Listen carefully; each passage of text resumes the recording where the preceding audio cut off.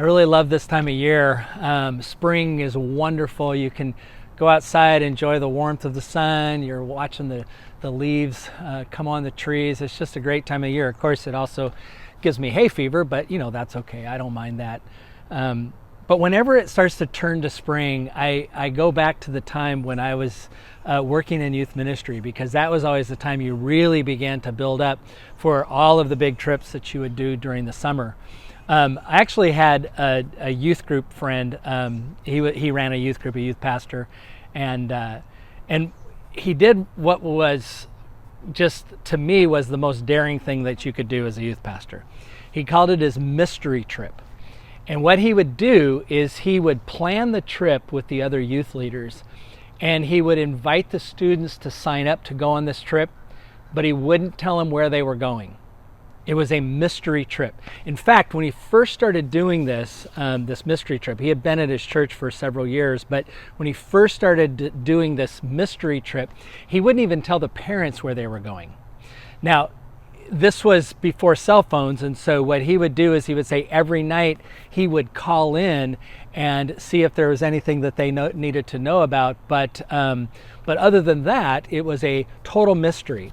And what amazed me about it was those parents actually let the kids go. I mean, they trusted this youth pastor that he wasn't going to lead them astray, take them out in the woods and leave them and head off to Mexico or someplace like that. Now, as time changed, things changed too, because then parents started to question that. They said, what if there's an emergency? We need to get a hold of you right away.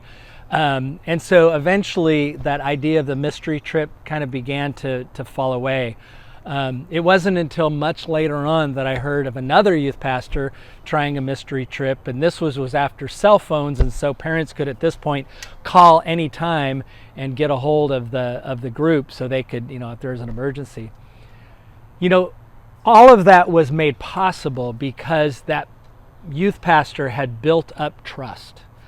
And the trust that he, and in the other case she, had built up was something that allowed that pastor to take risks and to do things that perhaps they wouldn't be able to do without that trust.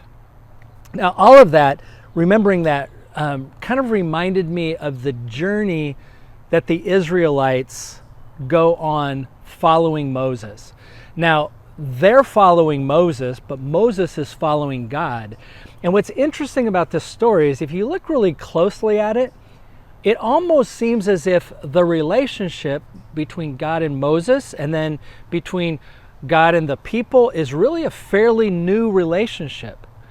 I mean, Moses really doesn't seem to know God all that well before he's called to go back to Egypt and to help the people be freed. And the people don't really seem to know God all that much either. God has to introduce himself as the God of your ancestors.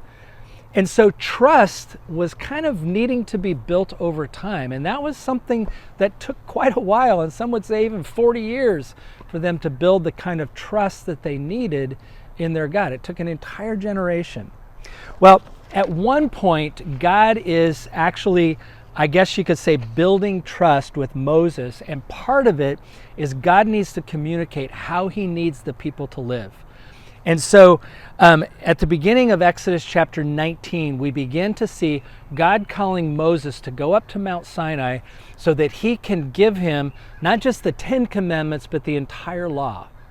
And Moses spends 40 days up on that mountain getting the law from God. And then he's supposed to go back down and tell the people what God wants them to do. Now, at this point, the people have gotten kind of a reputation, and God even calls them a stiff-necked people. In other words, they're not a people that are going to trust really easily. And so Moses, I think, is kind of struggling with this. I mean, remember, he's trying to get to know how to trust God, and the people are trying to trust him and trust God. And so there's this real difficult moment where there are a lot of questions in Moses' mind. And at one point in Exodus chapter 33, this comes towards the end of Moses' first time on the mountain to receive these 10 commandments from God, he gets to this place where Moses really just has to ask God the questions. And so he says this. It starts in Exodus chapter 33, verse 12. Moses said to the Lord, "See, you have said to me, bring up this people, but you have not let me know whom you will send with me. Yet you have said, I know you by name, and you have also found favor in my sight. Now, if I have found favor in your sight, show me your ways, so that I may know and find favor in your sight. Consider too that this nation is your people." And then God says to him this. He says, "My presence will go with you, and I will give you rest." Wow. I mean, here's Moses saying, God, you've already called these people a stiff-necked people. And remember, they're your people too. Now you're telling me to go do this, and you're not even explaining to me or showing me how I'm going to get through this, who's going to be there to help me? And God really doesn't answer that question. At least, probably not in the way that Moses is hoping the question will be answered. Instead, God simply says, you got to trust me. I'm going to be with you, and in that I will give you rest. Is that a good enough answer? You know, I think there may have been a moment where Moses had to consider that very question. Is that a good enough answer?